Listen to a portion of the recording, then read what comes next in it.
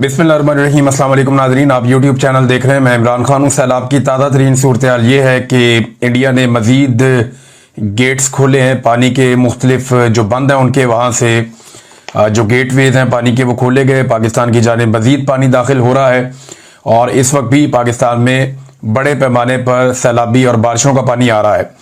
और जंग के इलाके में वहाँ पे भी कुछ बंद टूटे हैं और सैलाब अवामी जो एरियाज़ हैं जहाँ फसलें हैं वहाँ दाखिल हुआ है। स्पेशली जो शाहजीना का इलाका है वहाँ पे, फिर 18 हज़ारी के इलाके में सैलाब का पानी पहुँचा। वज़ीराबाद का इलाका आपके सामने है। चनाब के इर्द गिर्द, रावी के इर्द गिर्द और सतलुज के इर्द गिर्द सबसे ज़्यादा तबाही हुई है। चनियोट में सैलाबी रेला दाखिल हुआ पानी का और वहाँ पे एक बंद टूटा। उसके बाद ऐलान करवाए गए मसाजिद में और मुख्तलिफ लोगों ने ऐलान किए और फिर नकल मकानी वहाँ पे शुरू हो गई। बड़े पैमाने पर वहाँ पे फसलें तबाह हुई हैं और ज़्यादातर फसलें जिन इलाकों में तबाह हुई हैं ये चावल की फसलें हैं। चावल पाकिस्तान एक्सपोर्ट करता है, दुनिया को भेजता है। पाकिस्तानी चावल पूरी दुनिया में बड़े शौक से लोग खाते हैं और पाकिस्तान की ये एक ऐसी क्रॉप है जो बाहर एक्सपोर्ट होती है। तो इस मरतबा पाकिस्तान के चावलों को नाकाबिले तलाफी नुकसान पहुंचा है और ज़्यादा सैलाब उन इलाकों में आया जहाँ पे चावलों की पैदावार होती है, यानी रावी किनारे ज़्यादा होते हैं, सतलुज वाली साइड पे होते हैं, चनाब किनारे होते हैं। और ये जो ज़मीन है हाफजाबाद से लेके ऊपर सादकाबाद तक की और ये नारोवाल की और इसके आसपास शेखुपुरा साइड, ये चावलों के लिए बड़ी मकबूल ज़मीन है। और यहाँ पे जो चावलों की फसलें हैं वो बुरी तरह तबाह हुई हैं। किसानों का एक बहुत बड़ा नुकसान हुआ है। चनियोट में लोगों ने इस बात की शिकायत की है कि शुगर मिल को बचाने के लिए हमारे इलाकों को और हमारी फसलों को डबो दिया गया है। तो इस तरह की जो शिकवे हैं वो हर सैलाब में आते हैं। अमीरों की ज़मीनें हमेशा आखिर में डूबती हैं, गरीबों के घर और उनकी ज़मीनें हमेशा पहले डूबती हैं। जैसा कि लाहौर में एक सोसाइटी को बचाने की बहुत कोशिश की गई। चूंग लाहौर का इलाका जो है वहाँ मुख्तलिफ इलाकों में सैलाब का पानी दाखिल हो गया। जिस सोसाइटी को बचाने की कोशिश की जा रही थी वो अलीम खान की सोसाइटी है। मुख्तलिफ बंद बनाए और तोड़े जा रहे थे लेकिन फिर भी उस सोसाइटी के अंदर पानी दाखिल हो गया। एक जिद पकड़ी हुई थी अलीम खान ने कि इसमें पानी नहीं आने दूंगा, क्योंकि इमरान खान साहब ने बहुत पहले मना किया था कि इस सोसाइटी को किसी सूरत भी नहीं बनना चाहिए। इमरान खान साहब इस सोसाइटी के लिए परमिशन नहीं दे रहे थे और यही वजह थी कि ये सारे मिलके उस्मान बुज़दार के खिलाफ हो गए थे। यानी उस्मान बुज़दार की बहुत सारी नेगेटिव चीज़ें मैं खुद भी रिपोर्ट करता रहा हूँ और मैं उसे काबिल वज़ीर आला नहीं समझता।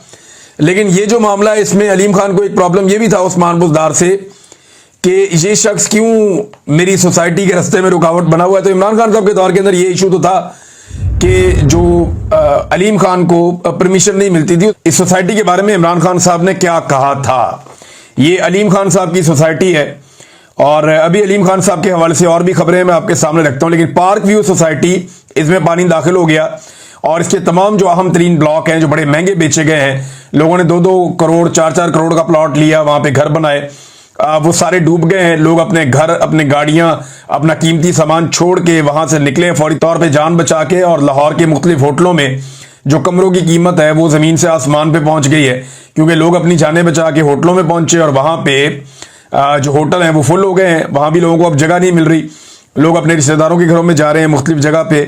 तो लोगों का काफ़ी माली नुकसान हुआ है, अरबों रुपए का नुकसान लोगों का हो गया। लेकिन अलीम खान साहब ने बहुत पैसा इसमें बनाया है। अब जनाब इमरान खान साहब तामीरात की इजाजत नहीं दे रहे थे। इमरान खान साहब ने क्या कहा था, जरा ये आप सुने। आप अलीम खान का ये है कि उन्होंने 300 एकड़ जमीन ले ली रावी के अंदर, वो लीगल करवाना चाहते थे और रावी के बेड के ऊपर इलीगल है जमीन।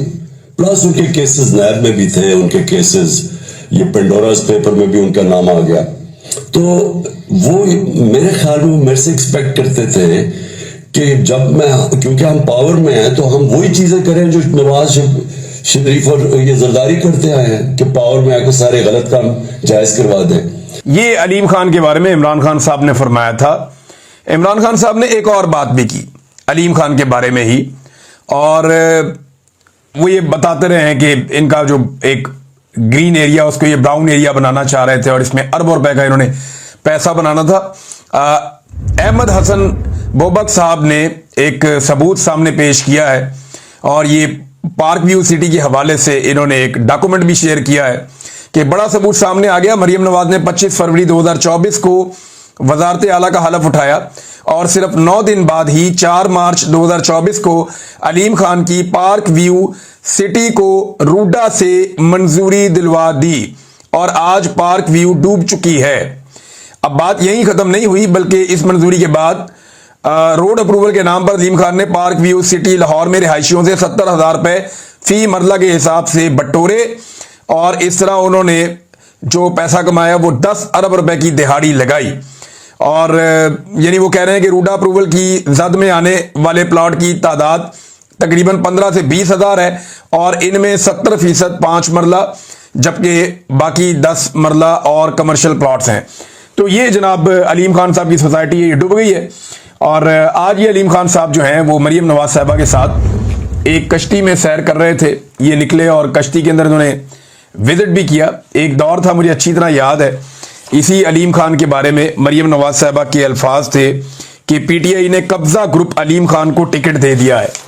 तो एक दौर में एक कब्जा ग्रुप था, इमरान खान की एटीएम था, लेकिन अब यही बंदा जो है वो लाहौर का बेटा करार दिया जा रहा है। अपना टीवी चैनल होना तो बंदा कुछ भी कह सकता है अपने आप को। तो लाहौर के बेटे की जान भी खतरे में है। यानी समा टीवी ने इस तरीके से ये खबर चलाई है, मैं वो पढ़ के हैरान हो गया जिस किस्म का इन्होंने ये सामने टिकर बनाया हुआ था और उसका थंबनेल बनाया हुआ था कि लाहौर के बेटे अब्दुल अलीम खान 3 दिन से रावी पर मौजूद। तो रावी पे उनकी सोसाइटी है भैया, अरबों रुपया वहां से कमाया हुआ है, वहीं पे मौजूद होना है। जान खतरे में डालते हुए मरियम नवाज के साथ सूरत हाल का जायजा और जनाब लेने के लिए पानी में उतर पड़े। भाई इतनी बड़ी कुर्बानी दे दी, लाहौर का बेटा भी करार दे दिया। भाई लाहौर वालों से पूछ लो बेटा है या नहीं है। लाहौर में जो इलेक्शन इन्होंने लड़ा है, इमरान खान साहब के एक अदना कारकुन ने दिन में तारे दिखा दिए थे और लेंथों के साथ उसने इलेक्शन हराया था, लंबी लीड के साथ इलेक्शन हराया था। फिर फॉर्म 47 जाली जारी हो गया, अलीम खान को भी, ओन चौधरी को भी, और इन दोनों को जो है वो एस्टेब्लिशमेंट ने, क्योंकि यकीन दहानी करवाई थी, तो इन दोनों को एस्टेब्लिशमेंट ने इलेक्शन जितवा दिया।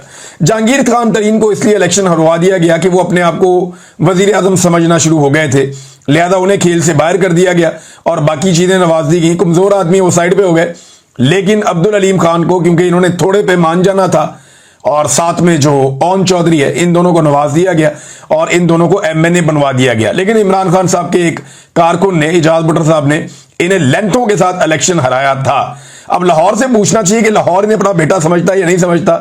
अपना टीवी हो तो आप जो मर्जी खबरें चलवा लें। इससे पहले तो इनको मरियम नवाज और बाकी सारे लोग जो है वो कहा करते थे कि ये कब्जा ग्रुप है, लेकिन अब वो कुछ और कहते हैं। हैरत अंगेज तौर पर नाजरीन, जो तस्वीर मरियम नवाज और नून लीग शेयर कर रहे हैं वो बहुत अजीब है। यानी एक ट्विटर के ऊपर जंग लगी हुई है, वो सोशल मीडिया पे साबित करना चाहते हैं कि हम काम कर रहे हैं, हालांकि ग्राउंड के ऊपर ये टके का काम नहीं कर रहे। जहां से भी वीडियो आती है लोग शिकवे और शिकायतें कर रहे हैं, जनाब हमें पूछने वाला कोई नहीं है। मिसाल के तौर पे मरियम नवाज ने वजीराबाद की 2 वीडियोस लगाई हैं। एक में उन्होंने दिखाया जनाब के पहले और बाद में। मजे की बात यह कि पहले और बाद में वाली जो वीडियो होती है उसका एक सिंपल एडिटिंग का उसूल है कि एग्जैक्टली वही जगह आपने दिखानी होती है पहले और वही जगह आपने दिखानी होती है बाद में, या वही शख्स आपने दिखाना होता है पहले और वही शख्स आपने दिखाना होता है बाद में। यह है उसूल कि दोनों एक जैसी चीजें हो, उनको वक्त के बाद उसमें जो तब्दीली है वो तब्दीली आपने दिखानी होती है। अब एक तरफ मरियम नवाज ने कोई और इलाका दिखा दिया जो खुश्क है और एक तरफ कोई और इलाका दिखा दिया जो सैलाब ज़दा है, और दोनों फुटेजेस में कोई मेल ही नहीं है आपस में। एक तरफ किसी और इलाके की फुटेज चल रही है, एक तरफ जो है वो इलाका मुख्तलिफ नजर आ रहा है। समझ नहीं आ रही कि ये क्या हो गया। फिर इन्होंने कुछ ऐसी तस्वीरें शाया की, कुछ ऐसी वीडियोस लगाई नून लीग के मीडिया सेल ने, जहां से उनका दावा है कि चंद घंटों पहले तक बहुत ज्यादा सैलाबी पानी था, लेकिन अब वो दावा करते हैं कि पानी निकल गया वहां से। लेकिन वो जो तस्वीर और वीडियो इन्होंने लगाई उनके अंदर तो ऐसा लगता है कि यहां पे कई हफ्तों से पानी आया ही नहीं।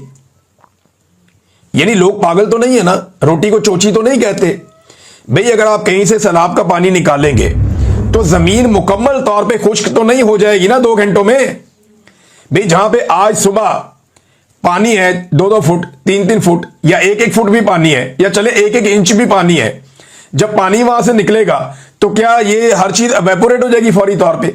सड़क और साइड पे मट्टी और साइड पे जो घास है, जो ग्राउंड है, या जो वहां पे पौधे हैं, वो सारे मुकम्मल तौर पे खुश्क हो जाएंगे। हैरत होती है मुझे, ऐसा लगता है कि शायद ये पुरानी तस्वीरें कहीं से इनको मिल गई, वो उठा उठा के लगा रहे हैं। जैसे मरियम नवाज ने एक और काम किया, यानी पंजाब हुकूमत के आप कारनामे देखें, एक के बाद एक अजीब कारनामा। मरियम नवाज ने कोई एक मुहर्रमुल हराम के हवाले से मीटिंग की थी, लगभग 2 महीने पहले की बात है। उस मीटिंग की जो वीडियो है उसको सैलाब की मीटिंग बना के जारी कर दिया। ये पंजाब हुकूमत के कारनामे हैं, एक के बाद एक कारनामे कर रहे हैं, एक के बाद एक कारनामा कर रहे हैं, और शो ऐसे कर रहे हैं जैसे कि बहुत जबरदस्त ये काम कर रहे हैं। अपनी नालायकी का भी मरियम नवाज ने खुद ही पोल खोल दिया। ये देखें आप, ये एक मरियम नवाज को किसी सहाफी ने सवाल किया और पूछा कि जनाब ये क्या जरूरत थी कश्ती में बैठ के दरिया में जाने की। तो वो कहती मेरे जाने का फायदा हुआ। और फायदा क्या, वो बता रही है कि कश्ती में जाने से मुझे पता चला कि कश्तियों में रेस्क्यू करने का जो बुनियादी सामान है वो मौजूद नहीं है। यानी अपनी नाअहली का, अपनी हुकूमत की नाअहली का खुद ही पोल खोल रही हैं। वायरलेस सिस्टम नहीं है, इमरजेंसी लाइट्स नहीं है कि रात के वक्त और शाम के वक्त जाना पड़े तो, लाउड स्पीकर जो है वो भी नहीं है, और इसके अलावा फर्स्ट एड